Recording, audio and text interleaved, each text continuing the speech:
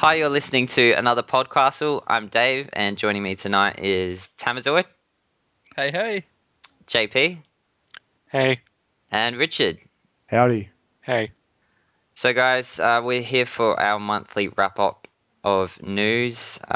This is us making up for the fact that we don't write news articles anymore, as we mentioned in the last one. But anyway, so we're just going to talk about the games that have been released over the last month. And then get into the ones that are upcoming. Tam's written a nice little list there for us to go through. So some of the games that came out last month, we've got Guitar Hero Live, Project Zero, Maiden of the Blackwater, Fallout 4, StarCraft 2, Legacy of the Void. I didn't even know that was a thing. Rise of the Tomb Raider, Call of Duty Black Ops 3, Assassin's Creed Syndicate, and Halo 5 Guardians. So that's quite a lot already. Some of those actually came out in just the last couple of days. So did any of you guys have a chance to pick up any of those games? I'm having a look at my backlog right now, and I'll probably pick up these games in 2017. Love it. I love the honesty. Okay. JP? None of those games interest me, though one of my teachers did try to interest me in Fallout 4 this past week. Yeah. And I'm kind of sold on it. I'm kind of not. But yeah, right now I don't have the money to fork out and buy a game. Look, I think Fallout 4 it's interesting that it's still a case of performance issues across different platforms. Yeah. So for example, I was reading up that it's about 20 to 30 FPS on PS4 and Xbox One. And the PC is still, the master race. It's the king. If you want, even if you have like a budget PC, it's actually running really, really nicely on that. So It's interesting that even in 2015, we still have issues with ports and we still have issues with cross-platform. And it's to the point where I think it deserves almost its own talking point. But it's a shame for Fallout 4 people who pre-ordered, maybe Pip-Boy on Xbox One. Yeah. Oh, speaking of that, did you guys hear that there was some delays for some people that did pre-order the Pip-Boy edition? I don't know whether that actually happened or not, but there were whispers of that with EB Games. Well, it was replenished once before, wasn't it? So they did a pre-order, I think, soon after E3 at EB. That was snatched up instantly, and they might have had one more shipment. Yeah. One more order. So I think that is what's getting delayed because, apparently Bethesda, despite them being Bethesda, they're still relatively small compared to other publishers, and I think maybe they're a little bit of a small fish in a big pond when it comes to this sort of stuff. So they have underestimated just the whole workflow in getting these things out to the public. Nintendo did the same thing at the start of the year with the Majora's Mask 3DS XL. They had a first shipment and then they did a second one. Yeah, they did too. They came about a month later. And then you could find them everywhere for like 4 months after. Surely the Pip-Boy edition will come up again. Like, at some point, I'd be very surprised. I know the Bethesda have said that this is it, they're not doing it anymore, but surely, even like for a Game of the Year edition or something, I think... The demand is there. I reckon even a year on, I think, I'd be surprised if no one's asking for them. Because they would be, from a commercial standpoint, they'd be stupid not to, because there's demand for people to buy them. People fork out $100 just to get a Pip-Boy. I just think it's a stupid enough gimmick for it to actually work. This hulking massive watch, the second screen interface. I think you'd sell quite a few. You'd be surprised. I think it's a decent gimmick for that game. I think it's more than a limited edition. I think it's a legitimate feature that could enrich your experience, like having dual monitors and you got a menu on one screen. I think that could work really well. Is it worth mentioning that, if it wasn't a case of there being performance issues on consoles, Wii U could have actually been a really good platform for it because the gamepad could be your Pip-Boy? Yes. No. No, you don't reckon? It wouldn't be powerful enough. Nah. It wouldn't be powerful enough. But if talking about a power side, it would be a good platform. But I think that has always been the primary issue with the Wii U. It wasn't powerful enough. But speaking of the Wii U's power, though, I mean, there's been comparisons just recently of Xenoblade Chronicles X being 5 times the size of Fallout 4. But I think that's an Well, issue of different game engine and different assets. I think Monolith Soft, the developers of Xenoblade, are much better at utilizing their engines and code when compared to Bethesda. Bethesda are legendary of having buggy games and games that crash. I think you go back to the first Elder Scrolls game and it had issues on the PC. Yeah. I don't think they've released, and it was getting modded years after to improve it. I don't think they've ever had one flawless launch. The question comes though, to me it's similar to asking why wouldn't Nintendo develop on, say, 360 or PS3? Why wouldn't they use technology that isn't their own? Because Bethesda have always been seduced, if you will, by what's cutting edge and getting ahead of the curve with their engines. Yeah. So they plan their engines and they optimize their engines. I use the word optimize pretty loosely given the results of their previous games. But anyway, they do it years in advance. They want to get ahead early. They want to build epic games, massive games, long games, and they need what's commercially viable and what's also cutting edge. So they're always going to be like that. I think that's what motivates them to make the games that they do. I think if they saw, let's say, the Nintendo gave them a lump of cash, they sold out stocks just to buy Bethesda, I think they would be quite dissuaded from making games for that platform just because of its specs. And I'm not saying against Bethesda at all. I just think that that's the sort of culture, and they're the sort of games that they're used to making, and their reputation is sort of beholden to that. Though interestingly, Fallout 4 uses the same engine as Fallout 3, I believe. It's just more optimized. The base of it's the same engine.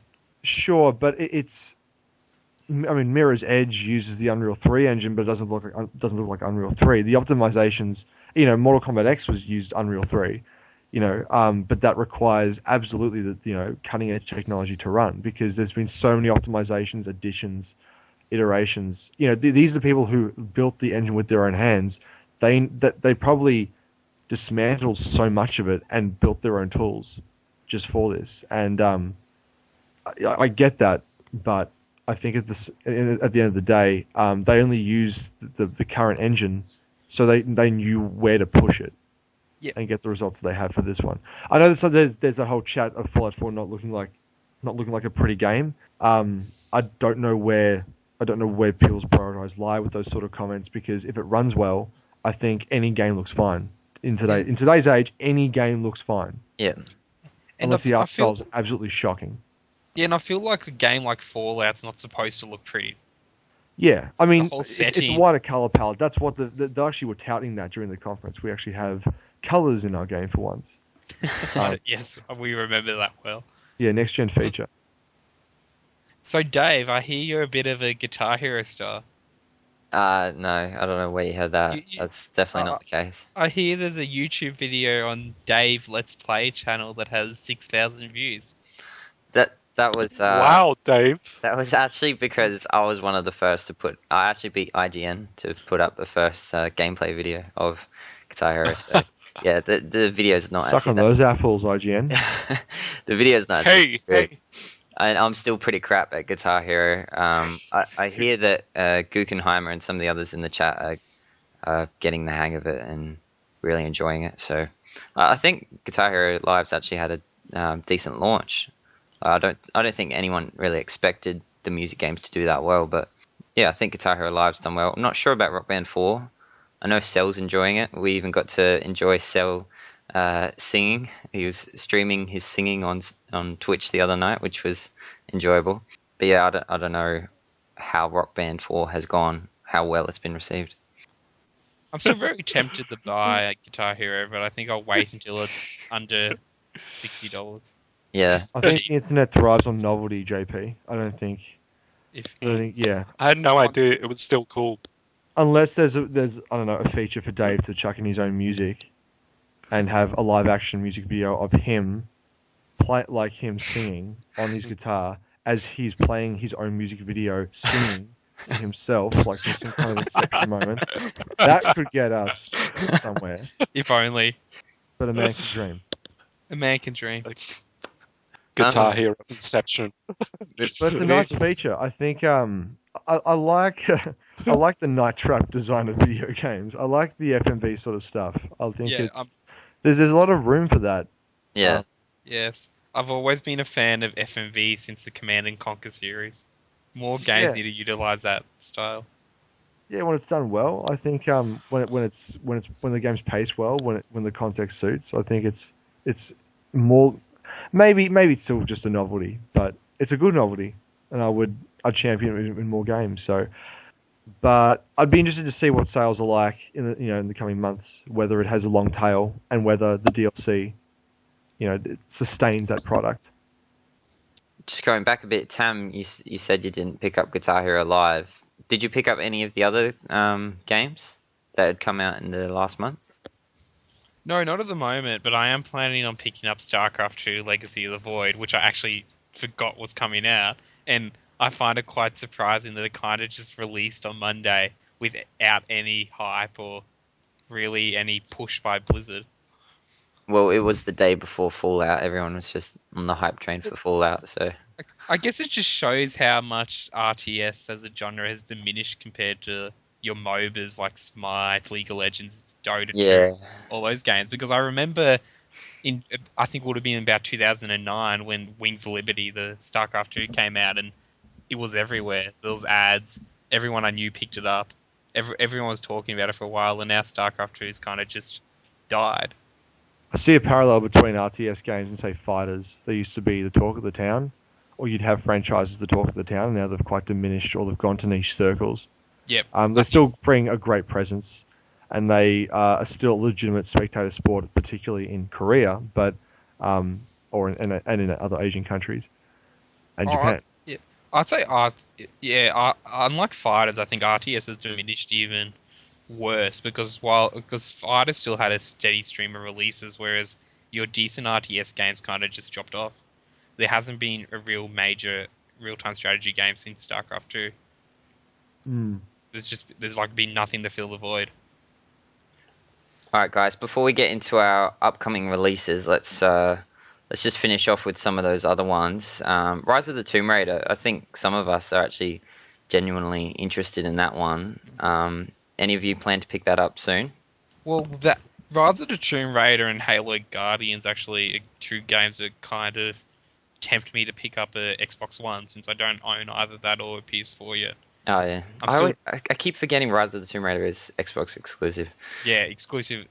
Well, we actually don't know if it's exclusive forever or timed exclusive, and if it's a timed exclusive, how long? I think it's timed exclusive. At least I think it is. Sometimes it's coming to PC in spring. Well, America spring.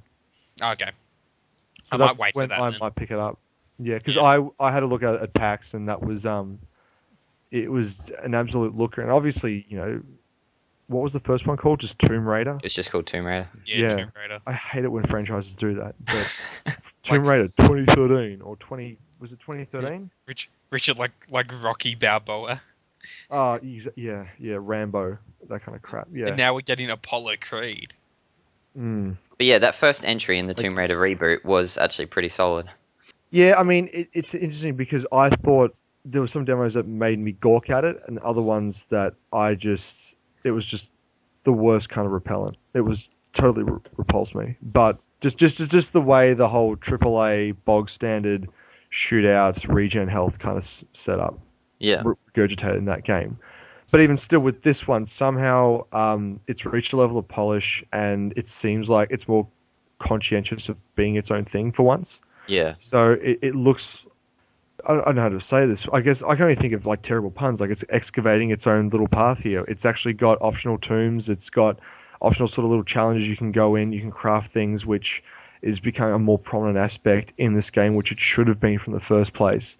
Some people are saying that this is really when the franchise is now starting to actually kick off from where the last generation or even the first generation Tomb Raider games were, and start to forge its own little thing and have Lara Croft as the character that they saw her even back when she had square tits. So I'm actually looking forward to it on PC because I should have my computer's graphics card fixed by then. But if I'm able to snag it on Xbox One, whether it be through a friend or whatever, I would not pass it up at all because I feel like it could be a sleeper hit. Relatively speaking, in terms of quality, I think it might take some people by surprise because what I've seen so far, it's really not doing a whole lot wrong. You're right. That's what compels me because while I didn't pick up the first game, and I'm not really interested in Uncharted, it does. I remember watching the gameplay at E3, and it really did interest me. And watching it at PAX as well, it does really nail that exploration aspect, I think. It's still clinging to some game conventions that I think should have died with the original Tomb Raider games, but I think baby steps, and it definitely. might be enough. I still think it's enough for me to look agree. over and maybe get into it. It'd be a perfect rental game. It'd be a perfect, like, I've got a day free, I want to see if this game's worth my time. Launching on the same day as Fallout was pretty ballsy. Especially, but Uncharted 4 is no longer releasing this year, so Tomb Raider, that was a great move on Microsoft for them to Tomb Raider out, and to the quality that it's currently showing at before Uncharted 4. Because if Uncharted 4 was released this year, Tomb Raider could have gone the same way as, I think it was Underworld, last generation Tomb Raider game, which got decent reviews, like pretty good reviews, but completely bombed. Yeah. I guess, Dave, they were hoping that people would be in store picking up Fallout 4 and they'd see Tomb Raider, or Rise of Tomb Raider, and pick it up as well. I don't know, Fallout 4 is one of those games where it's like, I'm clearing my diary, I'm clearing my calendar, I'm clearing my relationship for this game. I don't think they're picking up another game. Oh, but some people do that. Absolutely. There were people that picked up Xbox Ones on Monday just to play Fallout. Oh, really? You reckon? Yeah, and PS4s, yeah. That's why they bundled it. There was Xbox One bundles that came with Fallout 4 before Fallout 4 released, and it said, you basically can redeem this like code and pick up a copy of Fallout 4 when it comes out. They were advertising it that heavy. And people were buying Xbox Ones and PS4s. That was the special edition Halo one, wasn't it? And just some other of their bundles as well, yeah. Okay, yeah. They're really pushing and I think there's currently an Xbox One bundle at EB Games that comes with both Fallout 4 and Tomb Raider. Speaking of ballsy, I think it's ballsy to package Fallout 4 with an Xbox One because it's a third-party game with a third-party engine, not optimized for Xbox One. I mean, it kind of is, but because it's not exclusive, as you can see on Digital Foundry, on Eurogamer, there are performance issues on that platform. And it's well argued that that's the worst version of Fallout 4 to date. So that's very ballsy for whether it be on Microsoft's side or Bethesda's side to say, hey, we're trying to attribute Fallout 4 on console to Xbox One. Does anybody care about Black Ops 3? No. Move on. I saw some people that went to the Black Ops 3 midnight launch to pick up Shovel Knight instead. They were able to. they were actually able to pick it up. So, yeah, that's pretty. Yeah, that's. I'm more than happy to talk about Shovel Knight instead of Black Ops 3. Hey, I'm more than happy to talk about Shovel Knight instead of Black Ops 3. Well, Shovel Knight is an old release. Did it actually get anything new with the physical release of it? Did it come with a DLC? You'd hope that the physical release would have the DLC on the disc. Yeah, surely. Surely it does. I had no idea the physical release was coming. I was quite surprised to see copies in Target and EB Games and everything. Did you play the original, JP? Yeah, but I wasn't that good at it, but I'm thinking about going back to it because people will not shut up about Shovel Knight. I have it on Wii U, but have yet to touch it, so I need to get to that. I'm exactly the same as Tam. I feel so bad about it. You should feel really bad about it. I feel so bad just because I've heard all the good talk and reviews and hype about it. Yeah. Everyone's like, Shovel Knight is a great game, and I'm just like, yeah, I have that game. I just haven't touched it. It's the modernized 8-bit design. It's like it's tributism without feeling derivative, if that makes sense. So, it feels like they took on a particular style of design and went right down to the rule book about how to make it fun. Like what those games did really well, captured that, and then introduced some modern twists in there to make it far more accessible, easier, and enjoyable. So it's Yeah. they haven't been die hard or hardliner retro. What I'm trying to say is like hardlining retro tributism, where a lot of these games just tend to just copy the same difficulty and level of punishment with those older games. So I think that there's an unspoken level of innovation in Shovel Knight, and I think you should absolutely play it because it's easier than Mega Man, except for maybe the last 2 levels, but it has surprising amount of customization the way you approach, so like the boss levels with items and things like that. Yeah. And it does reward you for that. So, Richard, if they made a sequel to Shovel Knight, but they made it 3D, how would you feel? Would you be? Do you think they would ever go down that road of making a 3D Shovel Knight? I don't think that'd be a Shovel Knight game, to be honest, because they prescribe to such this rigorous 8-bit So you think school? Yeah. It'd be interesting. It'd be interesting though, because it is very much like a tribute to those old school platformers, and then, if they suddenly went for a completely different kind of game with the sequel, it would make sense to do a tribute to those old Nintendo 64 platformers, the 3D ones. Yeah, but I feel like we've gotten over this obsession of if you have a 2D game, you have to then go 3D. So I don't think it would ever happen. Yeah. Yeah, I just think that the only way that I could see that working is because I hold Shovel Knight in such a high regard. It was I think it was the best game of last year.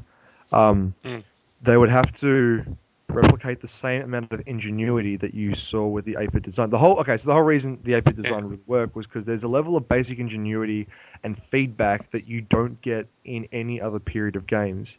You would use one tool in many different ways, and 8-bit games are the best at showing that because they're simple, they're easy to understand, and because they use that 8-bit art style. When you, like, for example, listen to a radio play and you don't have the visuals and you have them in your imagination, you make the scenarios and the battles and the game far more epic in your head because you unpack the 8-bit art style and you have this. Am I making sense to you? Like, it's your imagination actually makes the game bigger than what it is, and 8-bit allows for that. Whereas if it's Rise of the Tomb Raider, it doesn't leave a lot to the imagination. Basically, 3D, to do that to 3D would be like, I've got this image of Shovel Knight about what it is. To do a 3D sequel seems sacrilegious to me. But if they were able to cut a lot of the bullshit from those games, like collectathons, they'd have to be out, like needless backtracking. The thing I'm worried about is mostly teenagers or those kids who love their Xboxes and everything. They'll never appreciate Shovel Knight the way you do, Richard. Yeah, because it's not 3D, it's not latest technology, it's not graphics, and so they'll ridicule it to the end. And I'm just wondering, does that ever bother you? No, it doesn't, because the game was mega successful, and because there's enough people who lived throughout that time. I didn't actually, but who lived throughout that time and appreciate those sort of games enough to justify the sales and the appreciation that that game deserved. So there's no sort of hate mail for Shovel Knight. So I think it's fine. I think if many people ignore it, that's just their loss. And then I'm more than happy to individually go to those people and slap them and show them the correct ways of appreciating what's come before.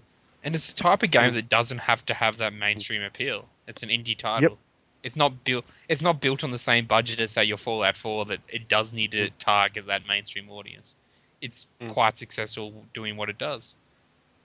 It's an interesting argument, though. Even with games that are being released today, you get this blend of the decidedly old school elements, and they're blended into, and I'm using bunny rabbit ears quotations when I say this, like cutting edge technology. And then some of the kids, the teenagers, will buy that sort of stuff thinking it's the latest thing, and it's only $10-15. What a steal! And they play the game, and it's like, oh, this is different. This feels different from what I played before. So it's interesting that these games still exist, and I know that they've existed prominently in the last few years. Maybe that might be a gateway for them to appreciate games like Shovel Knight, perhaps. And one final point is, I think, if you look at the current landscape when it comes to games and marketing and the like, I think things like YouTube and Let's Play have really opened up that market to a whole new generation of gamers. There'll be people that see videos on Shovel Knight and think, "Oh, I'll go pick that up and play it." Even people like Richard who didn't grow up. People that didn't grow up in that era, like, "Oh, that looks like a fun game. I'll go play it." So I think there is that dimension to it as well. I'm also very surprised that a game like Shovel Knight was one of the biggest games last year. It shows people still have an appreciation for 8-bit. Because it didn't do anything wrong. That's the thing. That's one of the classic great things is that people I get quite deep with this, but we're still at a point in our human history with games where we're still at quite an infantile stage, and I think the best games we can do are really stupid ones. We're still figuring out how games work and how to convey deeper meanings. I feel like Shovel Knight is still a game that tells a better story in a better way than any AAA game that year, because it follows a formula that people have figured out. There's not a lot wrong. There's nothing wrong that Shovel Knight does really, because it aims so simply and it gets that done so well, and they polish that to its utmost perfection. So I think that's exactly why it was one of the biggest releases, because it aimed what it seeked to do, and it went above and beyond. Yeah, but I agree with you, Richard, because JP pointed out, it's 8-bit, but I think in this case, being 8-bit isn't a limitation. It was a design choice, and they really optimized it at that direction. Because whereas you can say, something's 8-bit, it's archaic. That, I think, if you look back during the 8-bit era, it was 8-bit because that was the limitation. Now, it's purely design choice. Yeah. Yep. Yeah. So, Assassin's Creed Syndicate. Apparently, it's not shit like Unity. Who would have thought? Well, too bad nobody picked it up because of the because of all the bugs and shit in Unity. Nobody's gonna touch Syndicate. Oh, but actually, Ubisoft had a press release, I think, last week. They said that basically the second week sales of Syndicate have now matched the first week sales of Unity. So I think the sales are aligned now, because basically people started hearing news that, it's not a shit game. We can actually play it this time. So I do know someone who will pick up Assassin's Creed Syndicate. That is my younger brother David. He is an Assassin's Creed fan. Well, has he picked it up? He has every one of them. So he'd go through stages of insane regret and insane joy. Yeah. Because it seems to me that every second entry is good, and the other one is just total balls. I think, Yeah, I think you're right. But I think, because 1 was average, 2 was good, then you had all the bloody spin-offs, like Brotherhood, Revelations. 3 was like shit. People like Black Flag for some reason. Unity was shit. Syndicate. Yeah, so it's every second one, if you don't include spin-offs. Spin-offs have been sort of like average. Was that Vita one any good? Oh, so it's just like Sonic. I think Liberation. Yeah. I think that was okay, I heard. Was it? I think it was okay. It's the only one that looks good. It was okay, but I think people did criticize that there was limitations due to being on the Vita. And I think there were some issues with the console ports. I don't really know though. Anyway, let's keep this moving. Let's move on to our upcoming releases. So who's picking up a game this month? I am. Yeah, what are you picking up? Well, I plan on picking up Rodea the Sky Soldier, and I'm planning on also picking up Star Wars Battlefront, so probably the 2 major releases. Okay. Well, Rodea the Sky Soldier isn't a major release. I think it's just notable because it's probably the first major third-party Wii U game in about a year. And the one decent Wii U game coming out this month? Yes. Probably. Well, actually, I've been looking into the reviews and impressions because it's been out in Japan for a while, and actually, the ironic thing is it comes with both the Wii U and Wii versions of the game, because if people don't know, Rodea the Sky Soldier was originally a Wii game that they finished, but then they refused to release it because they were like, games don't sell on the Wii anymore. There's no point for us to release this game. So then they ported it to the 3DS and Wii U and released it together with the Wii version. And impressions are pretty clear that the Wii version is better than the Wii U version. So I don't know whether to classify this as a Wii release or Wii U release. Because they're like the same game, but they have different controls. Since the Wii one uses pointer, so they play differently. Which is the way it was meant to be played. Exactly. So the game I'm getting is Tamazoid's copy after he's done with it. Yeah, you can borrow it if you want. Good, because I was actually so looking forward to that game back in the 2008 Wii montages when they still did those, Oh, Yeah. and Rodeo was part of it. I'm like, what is that game? What is that? And I was 18 at the time. Well, that's why I'm tempted to spend $120 and get the limited edition version oh, because jeez. What does that come with? Jesus Christ. it comes It with comes with a Pip-Boy. it comes with like soundtracks and art books and things. I'll send you a link. I agree with Richard that I agree it was made for the Wii. That was a vision of Yuji Naka because it's from the creator of Sonic Yep. and And I'm a Nights in the purist. Dreams. I'm a big fan of the auteur, as in I'm a big fan of whatever the creator wanted.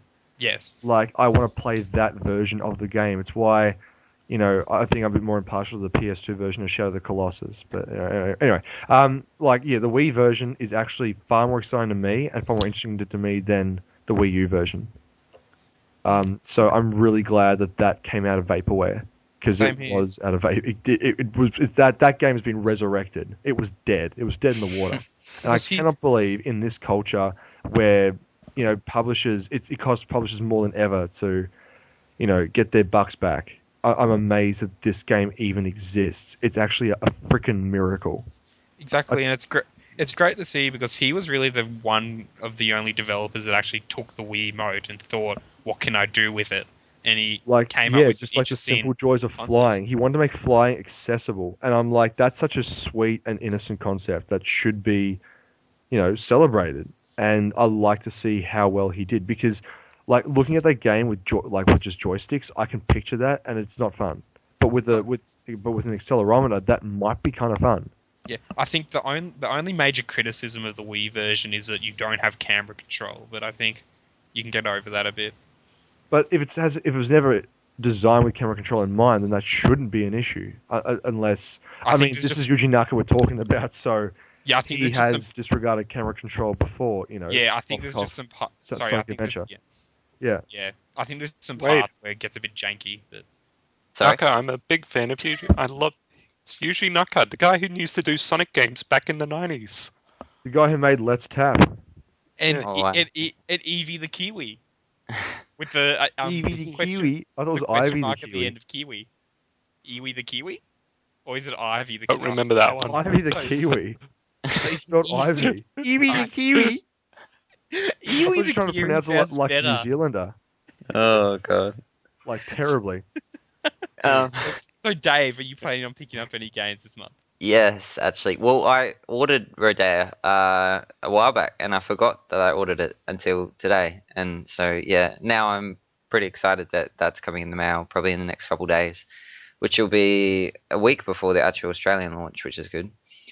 I'll probably get Star Wars Battlefront. I didn't play the beta, only because the beta came at a bad weekend. I was too busy. But yeah, and I didn't even play the beta at PAX either, and it was sitting there. So, but I'm still keen for Battlefront. Wait. I think it is the biggest release of this month. And Can I ask you a question, Dave? Yo. I guess also Tam, or anyone else.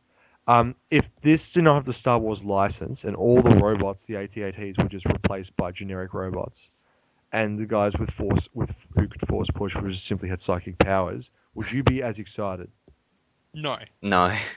I'm in it for Star Wars. I'm in it for the nostalgia. Yeah, same. So are my friends. How is it nostalgia when clearly it doesn't look like... Do you think this is a love letter to Star Wars? Do you think this game represents the love for Star Wars and its lore and what it represents? No, but it's nostalgia because it is Star Wars. You can do things like fight on Hoth and all that. And there's X-Wings, and it just has all the various motifs of Star Wars. So it appeals to that inner child, I guess, that loves Star Wars. Right. Well, because to me it looks like a Star Wars wrapper on another game. It doesn't look like Battlefront. It's pretty much Battlefield with Star Wars wrapper. Well, that's what it played like, because I did play the... Doesn't that make you feel hollow and want to punch children? It actually... A little bit. It did it first. Part of me is only picking it up... Part of me is only picking it up because a lot of friends are, because I did play it at PAX and I was kind of disappointed. Yeah, because I think this will be I think this game will be the biggest flop of the year. Oh, don't tell that. I'm sorry. I'm commercially... sorry. I get feelings. I'm not always right, but I usually am. And I want to be wrong because you guys are my mates, and you are spending your hard-earned dollars on this. I hope I'm wrong, but I think this will be a total fucking disaster. I think servers will be broken, the wheels will come off, and I think What are we talking about? We're Star Wars talking about Battlefront. Or Battlefield, I don't Battlefront. care about that at all. I think that you won't... I'd be surprised if you get a game in, lag-free, bug-free, problem-free, before Christmas. Yeah, and knowing the track record of DICE and EA, I probably agree with you. I think this is going to be the worst fucking launch for an EA game in a while. I'm sorry. Oh, I don't. I'm sorry. I think it will still be better than Battlefield 4, because from memory, the beta of Battlefront fared a lot better than Battlefield. But there was a beta for Battlefield 4 too, wasn't there? Yeah, and I remember hearing that there was issues with the beta, whereas the beta for Battlefront has been pretty unequivocal praise. Most people makes enjoyed me it. more nervous. So my issue was the PAX demo was just boring. It was just because unlike the beta, which had the 32 player or whatever multiplayer maps, the beta was just 2-player co-op against waves of enemies. It was just like any other stock standard 2-player shooter with Star Wars weapons. Yeah, like I said, I'd say it looked really stock standard. And I want to be wrong about it, but ever since some shit like the Master Chief Collection... I was going to say Master Chief Collection. Surely it can't be as bad as Master Chief Collection at launch. But the thing is, how could that game... that game was just ports of older games, and they screwed that up. I cannot believe that. So I'm sorry, but all bets are off. And because it's a massive license, and massive license online games have always had issues for some reason. 2 is that the release date screams that they have been scrambling to develop this for the date, and not the other way around, where they're trying to make the game and then push it back to get a cherry ripe. Okay. And 3, it's just EA. It's just the track record. The worst company in America, 3 years running. Maybe they didn't win it this year, but I just think I don't like what I'm smelling. And maybe it's my room, but no, I don't like it. I think that, I think there'll be a lot of articles about that. Okay. I hope I'm wrong, but I see a storm coming. JP, are you picking up any games this month? I might pick up Redea now.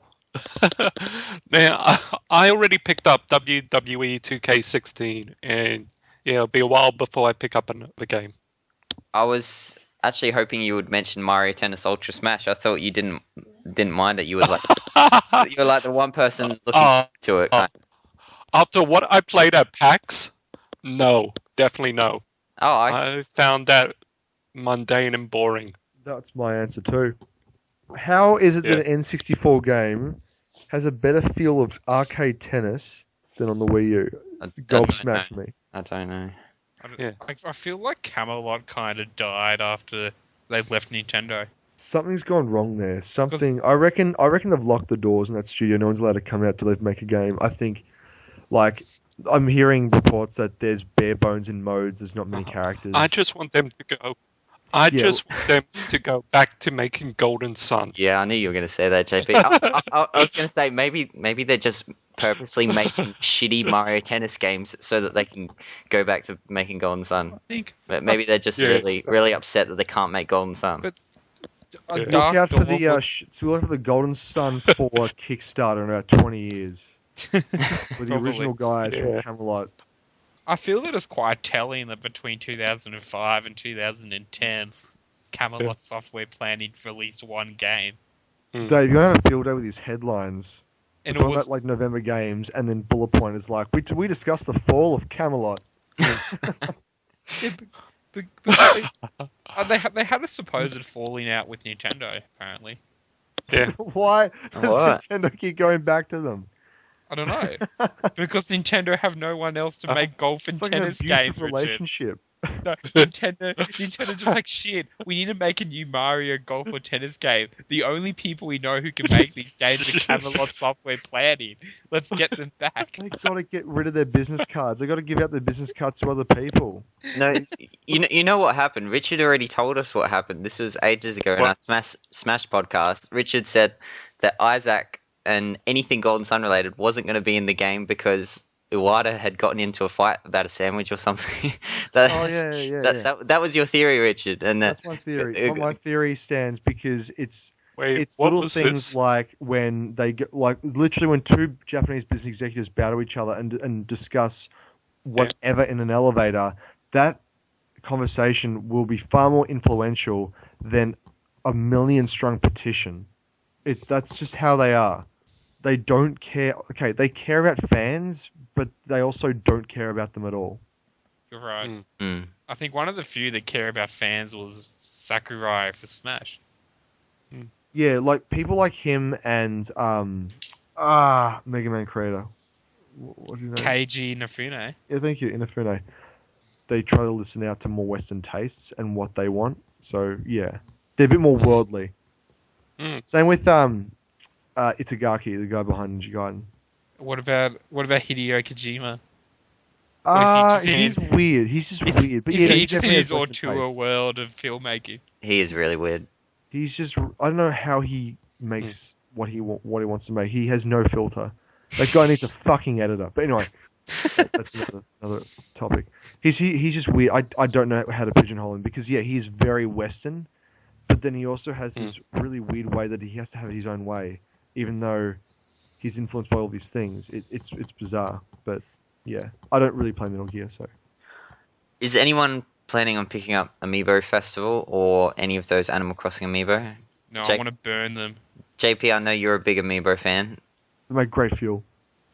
I've stopped collecting Amiibos. Ooh. I've actually started to sell some of the ones I'm not using anymore. Oh, I don't know how I got so addicted. You're starting coming out of rehab.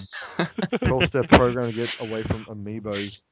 Now I'm paying. I can't sell my Amiibos at a high price because they're everywhere now. I can't be the scalper. They're everywhere now. You missed your opportunity. Yeah. You missed your opportunity to be Jada. Actually, I really wonder how much money he ended up making. Did he actually do was that? scalping big time. Are we done, Dave? Yeah, I reckon we're done. Just a few quick things to finish off the podcast. Just some other little things that I saw. Bloodborne is getting a Game of the Year edition on November 25th, if anybody cares. No. I do care about that because I wouldn't mind playing it when I borrow my mate's PS4. Maybe. Okay. So yeah, that is actually relevant to me. Yeah. I'm still playing through the original. How is it? It's good. I haven't given it too much time yet, but it's good. I've been playing it co-op, and yeah. Is it enjoying local? Is it local co-op or just online? I don't know if it's got local co-op. I imagine it would if it. I played it online. I don't know. Rocket League has some pretty insane DLC that just released. And it's free, isn't it? It is free. Yes, it's amazing. The Rocket League developers just can't seem to do anything wrong at the moment, and you should definitely check out this trailer they've got up for the Mutator DLC. If you haven't seen it, there's some pretty insane stuff. Like hockey pucks for balls. The hockey pucks was on the ice. Yeah. What the hell? Actually, guys. Yeah. Yeah, JP. I might pick up Rocket League this month. Oh. Yeah, I'm seriously considering it. I really enjoyed playing it at PAX. It's the price of one Wii Fit Trainer Amiibo, so you should be able to afford it. Well, it's like $29 or $39 now, isn't it, on the Plus store? I don't have a good enough PC to play it on there. Okay, Richard. It's $30. I thought it was 20 on both. Either way.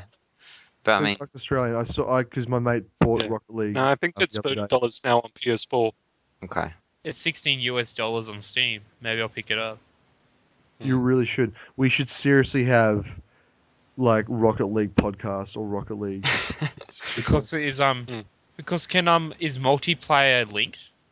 Yep. We can do cross-platform. Like we can do private matches. The answer to anything to do with Rocket League is yes. Yes, you can do it.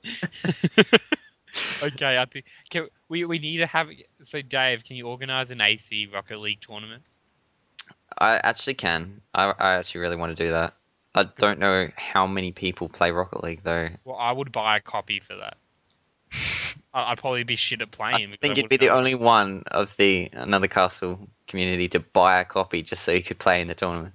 Probably, but it's $16 US. Okay.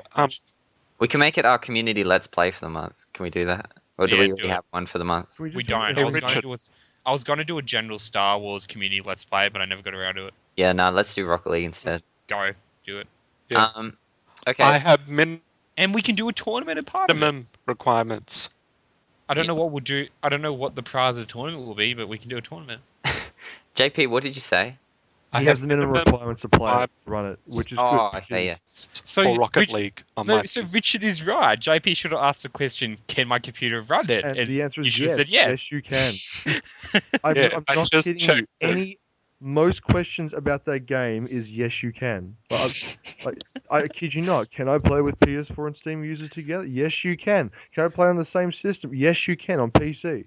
You cannot find anything wrong with that game. Dave, surely we'd get that Tavi guy in on a tournament. Yeah, he would definitely answer. Anyway, let's finish on. Sign off. Yeah. Are we doing a December one as well? Or is there not enough games for December? There is actually one game I'm looking forward to December. We'll do a December one. Because at the start of December, we can talk about Star Wars Battlefront, Rodea Sky Soldier, Amiibo Festival, and Mario Tennis Ultra Smash, and talk about whether they actually did well. And then we can talk about... Sorry, Richard, we can talk about if you were right. If EA fucked up Battlefront. Yes. Yeah, cool. I want to see my Doomsday prediction was right. And Sorry, Dave, you were saying? And I think JP wants to say the same thing. And we're going to talk about Xenoblade Chronicles X. And we're going to talk about... Dave, there is a more important Nintendo game that releases on the 5th of December. What's that? On the same day as Xenoblade. Mario and Luigi Paper Jam. What's that? Yeah, I forgot that even got pushed forward. Really? How that game was not playable at PAX confounds No, me. and it's same day as Xenoblade. And there's been no hype about it at all. That was one of the games. Dave's gonna have a tough decision. That was one of the games I was thinking about in PAX podcast when we were trying to think of games that weren't there at PAX that Nintendo should have had there. I would have filled you in, Dave, but I wasn't there. Chibi Robo was the other one that we didn't even cover that in this podcast, but I don't think it's worth covering. Chibi Robo is probably going to be the least successful game this year. Which is interestingly because the critics hated it, but Levan on the Skype chat loves it. I think it's a bit weird. He loves everything. I don't know a game that Levanede hates. Actually, that's true. He seems quite forgiving of everything. He is.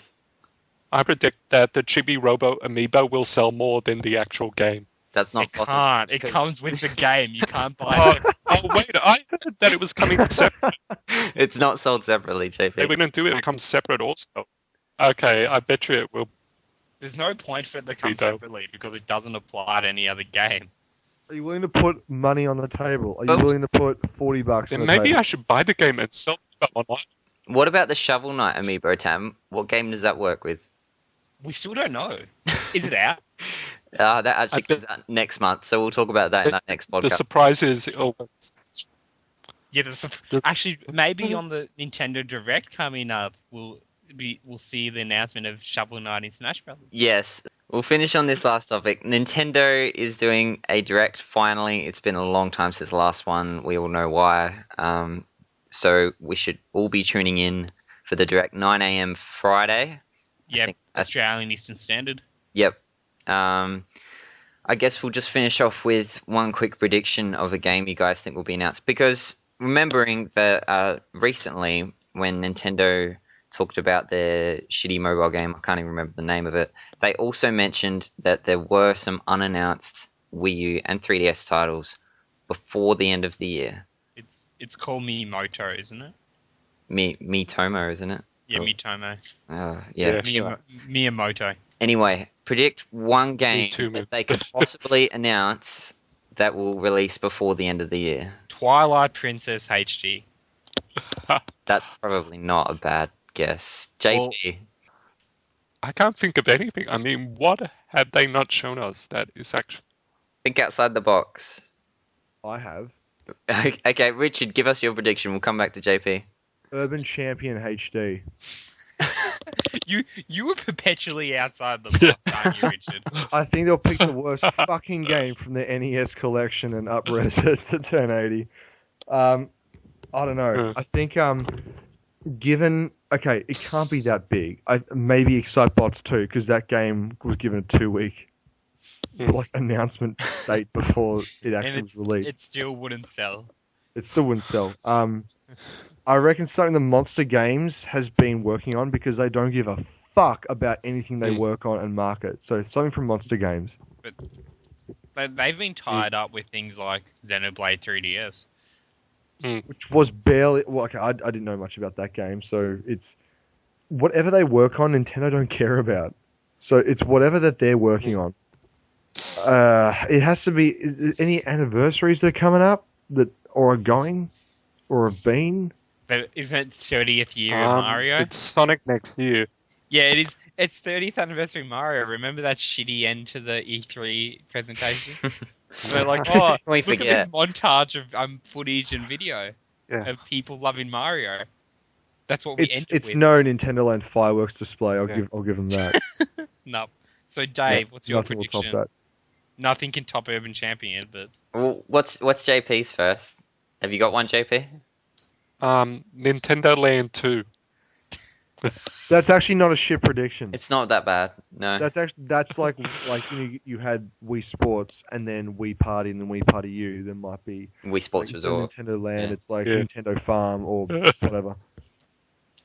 My prediction is a stupid one, of course. My prediction is that Blast Ball is actually now a standalone game, and they'll release that before the end of this year to hype people up for Federation Force to try to get some hype for that game because everybody hates it right now. I think if Splatoon did a beta or whatever, like I would actually say that's a good prediction, but I think that won't happen at all. I think there's not even like a slim chance of that.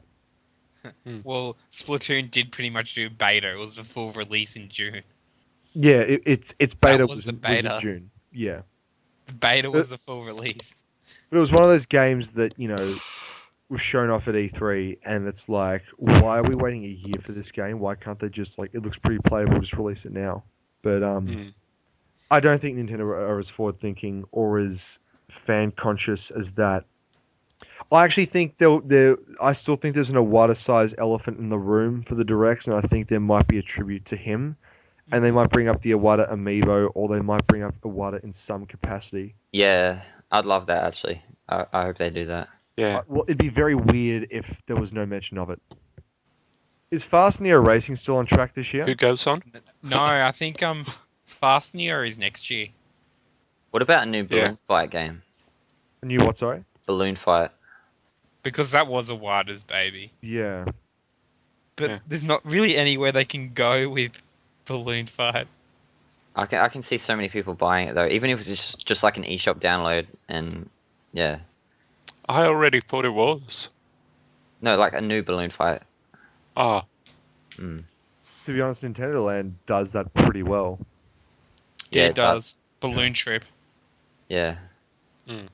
That to me is a sequel to that game. Even though that was a more realized adventure, I think there could be a really touching story about that guy doing his thing. Like he could be doing it for, I don't know. Like there's actually a lot of room for that game to grow story-wise. Surprisingly. Yeah.